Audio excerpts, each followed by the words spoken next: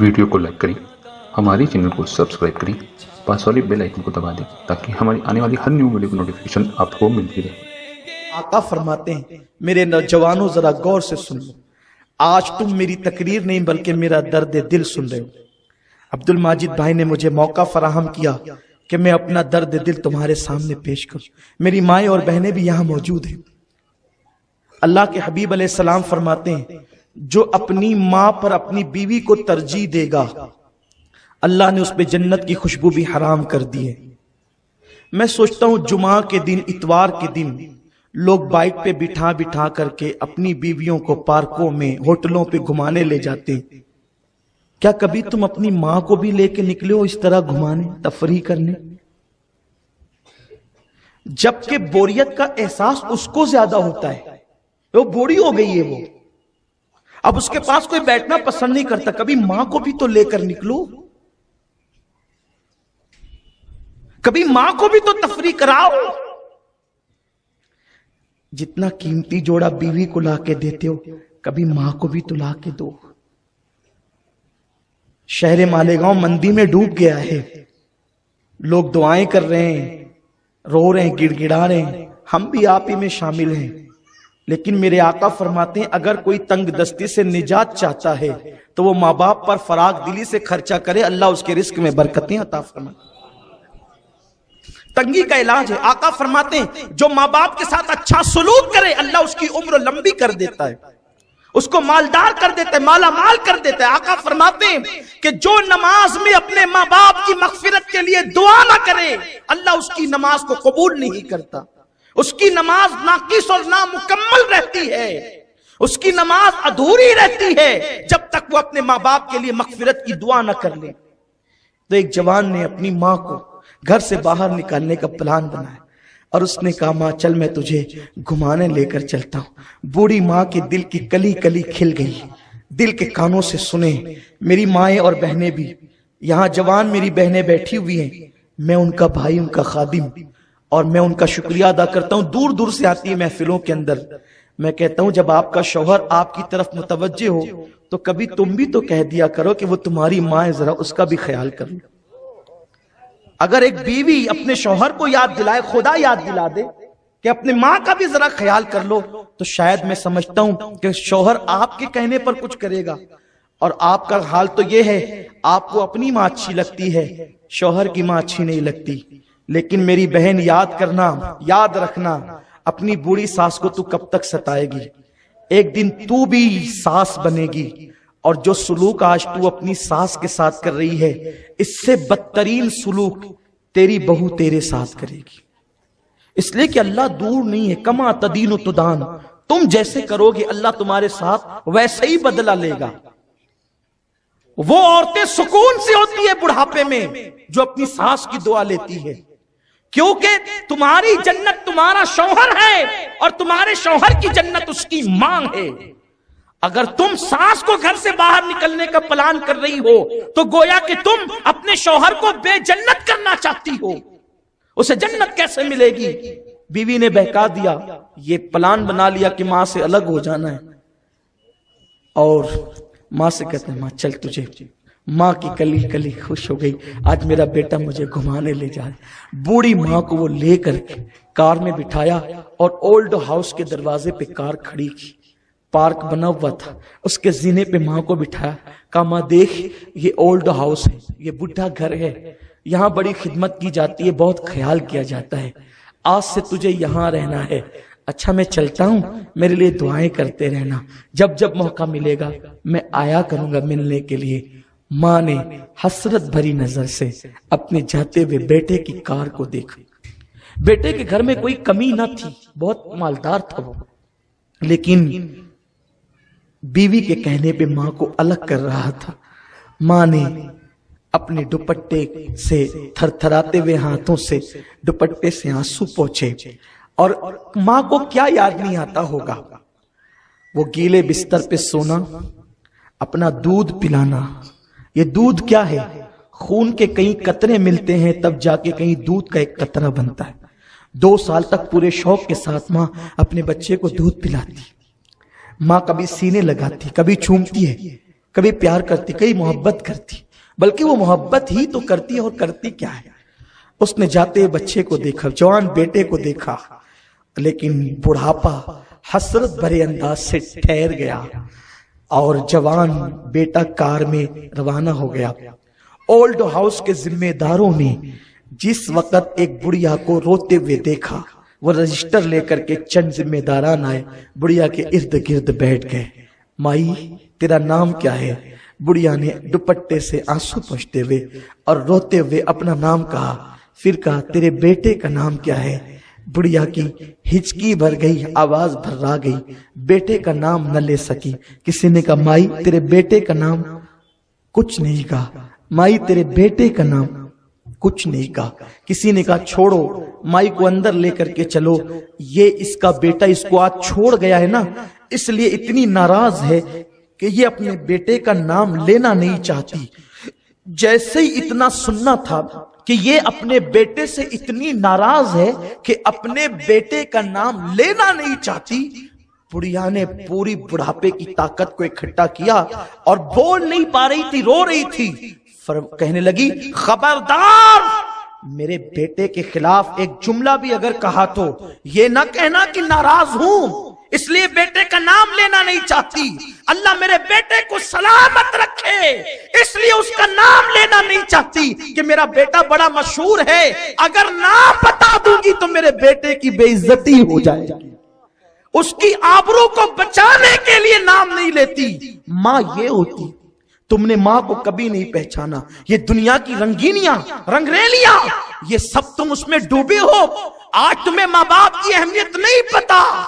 آؤ جس دن تمہارے پاس سب کچھ ہوگا لیکن ایک ماں نہیں ہوگی، جس کی ماں نہیں ہے اس کی زندگی میں رونق نہیں ہے، جس کی ماں نہیں ہے اس کی زندگی میں مکمل خوشیاں نہیں ہے، جس کی ماں نہیں ہے اس کا سر گویا کہ کھلا ہوا ہے، جس کی ماں نہیں ہے گویا کہ وہ بے سہارا ہے، جس کی ماں نہیں ہے گویا کہ وہ مکمل طور پر زندگی کی لذتوں سے اللہ اکبر لطف اندوز نہیں ہے، کہیں کہیں وہ محروم ہے۔ اس لیے کہ ماں کیا ہے آپ کو بتاؤں، انسان کے پاس سب ہو، اگر ماں نہ ہو تو ایک دن اسے ماں یاد آتی، ہاں ضرور یاد آتی۔ مجھے ایک حدیث پاک یاد آ گئی، ایک دن میرے سرکار مسجد نبوی شریف کے ایک کونے میں بیٹھ کر رو رہے ہیں، حضور کی مزگاہ میں آنسو ہے، مزگاہ پہ آنسو ہے، آنکھوں سے آنسو بہتے ہیں اور گالوں پر آتے ہیں اور موتیوں کی طرح جھڑ جاتے ہیں۔ اللہ کے حبیب کو روتا دیکھ کر وہ رسول جو احد کی سختیوں میں نہ روئے، وہ رسول جو بدر کی تکلیف میں نہ روئے، وہ رسول جو مکے میں کانٹوں پہ چل کر نہ روئے، وہ رسول جو پتھر کھانے کے بعد نہ روئے، وہ رسول جو بڑے بڑے مصائب مصیبتیں تکلیفیں جھیل کر بھی مسکراتے رہے، جس کی تسکین سے روتے ہوئے ہنس پڑے، اس تبسم کی عادت پہ لاکھوں سلام۔ آج وہ رسول پاک رو رہے ہیں۔ صحابہ نے جیسے حضور کو روتے دیکھا، کون رو رہا ہے؟ حبیب خدا رو رہا ہے۔ کون رو رہا ہے؟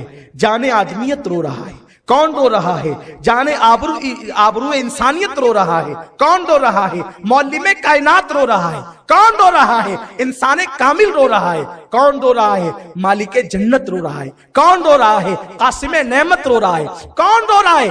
وہ رو رہا ہے جس کے ناز خدا یوں اٹھاتا ہے کہ معمولی سا سر میں درد ہو جائے اور ذہنی طور پہ حضور کو ٹینشن ہو جائے تو اللہ کے حبیب علیہ السلام کو اللہ لا مکان پہ بلا کر اپنا دیدار کرائے اور تسلیاں دے۔ وہ حبیب رو رہا ہے جس کو کوئی گالی دے دے تو وہ چپ رہتے ہیں اور جواب اللہ عطا کرتا ہے۔ وہ حبیب رو رہا ہے جس کی گستاخیاں کی گئی تو قرآن مقدس میں جواب اللہ نے عطا فرمایا۔ وہ پیارا حبیب جو لیٹ جائے تو یا ایھا المدثر کی آیت نازل ہو جائے، جو اللہ اکبر خرام ناس فرمائے تو لا اقسم بہذا البلد قرآن کہے، جو مسکرا دے تو قرآن والنجم کہے۔ وہ پیارا حبیب رو رہا ہے۔ اس حبیب کو روتا دیکھ کر صحابہ جو جان سے زیادہ پیار کرتے تھے آ گئے ارد گرد، حضور ہمارے ماں باپ قربان، آپ کو کس چیز نے رلایا؟ آپ کیوں رو رہے ہیں؟ آقا فرماتے ہیں آج مجھے میری امی حضرت آمنہ کی یاد آ گئی ہے۔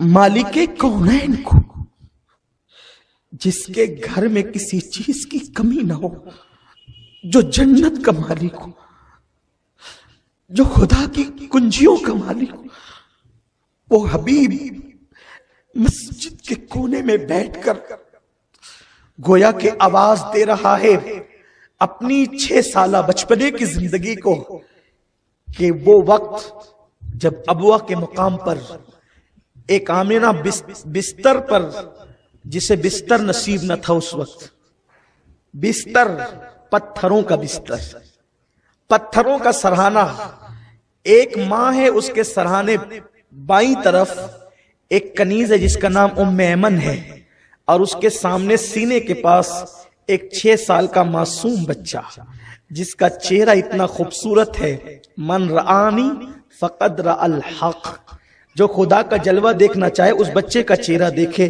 وہ 6 سال کا معصوم بچہ اپنی ماں کے سینے کے پاس بیٹھا ہے، اور اس کی ماں اس کو دیکھ کر کے رو رہی ہے اور کہتی ہے اے میرے بیٹے محمد، اب میری زندگی کے آخری لمحات ہیں، میں ابوا کے جنگل میں ہمیشہ کے لیے گم ہو جاؤں گی، لیکن میں جانتی ہوں کہ میں نے اتنے اعلیٰ اور افضل ترین بچے کو جنم دیا ہے کہ میرا نام کبھی دنیا سے ختم نہیں ہوگا، لوگ ہمیشہ میرا نام لیتے رہیں گے، مجھے یاد کرتے رہیں گے، پوری دنیا میں میرے اس بیٹے کے ذریعے سے میرا نام لیا جائے گا۔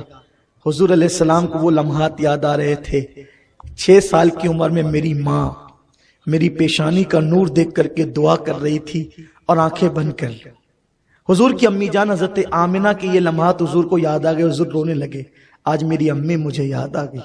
حضور کی امی کے آخری لمحات کیا تھے میں نے کسی تقریر میں کہا ہوگا، لیکن آج کہتا ہوں، حضور کی ماں پر کے زبان پہ جو آخری جملہ تھا وہ نعت کا شعر تھا۔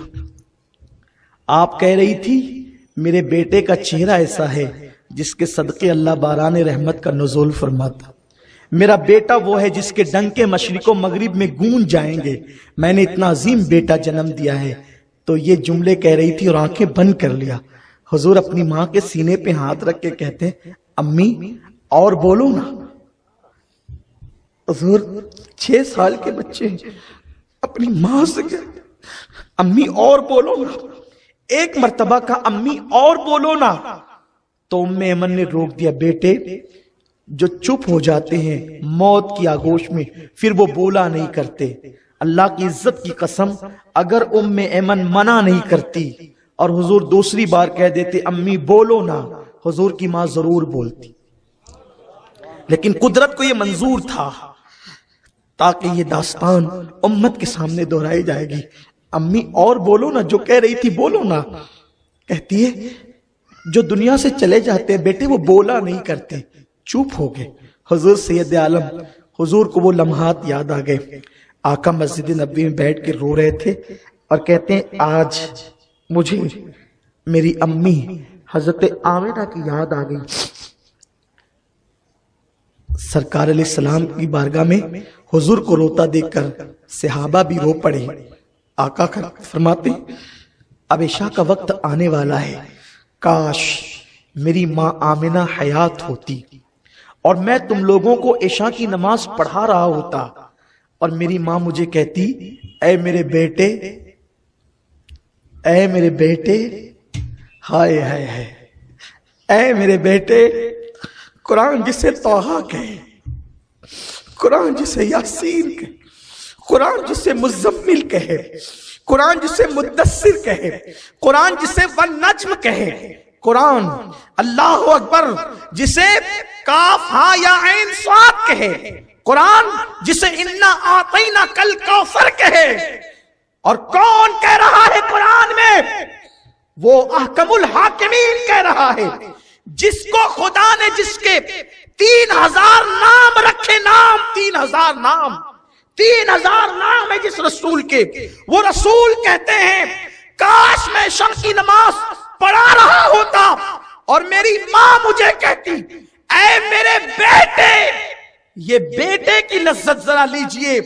حضور کو یاد آتا ہے کبھی میری ماں مجھے بیٹا کہہ کے پکارتی، اللہ کی عزت کی قسم پورے ہندوستان میں سفر کرتے ہیں، دنیا میں لوگ جانتے ہیں تحدیث نعمت کے لیے لوگ القابات سے پکارتے ہیں، کوئی عمدۃ الخطباء کہتا ہے، کوئی آل رسول کہتا ہے، شہزادہ غوث الورا کہتا ہے، کوئی ادیب کہتا ہے، کوئی خطیب کہتا ہے، کوئی مبلغ اسلام کہتا ہے، خدا جانے لوگ کیا کیا کہہ کر محبتوں کا ثبوت دیتے ہیں۔ لیکن اللہ کی قسم کھا کر آج کہتا ہوں، سارے القابات سن کر بھی دل کو اطمینان نہیں ہوتا اور نہ میرے دل کو خوشی ہوتی ہے۔ لیکن جب میں لمبے سفر سے واپس ہو کر اپنے گھر لوٹتا ہوں، میری ماں مجھے بیٹا کہتی ہے، تو وہ سارے القابات مجھے ہیچ نظر آتے ہیں جو مجھے ممبروں پہ دیے جاتے ہیں۔ اس لیے کہ جب یہ حدیث سامنے ہو نا، یہ حدیث سامنے ہو کہ میں لوگوں کو نماز پڑھا رہا ہوتا، عشاء کی نماز، امام الانبیاء کہتے میں نماز پڑھا رہا ہوتا اور میری ماں کہتی بیٹا محمد ادھر آ، توجہ کریں، توجہ کریں۔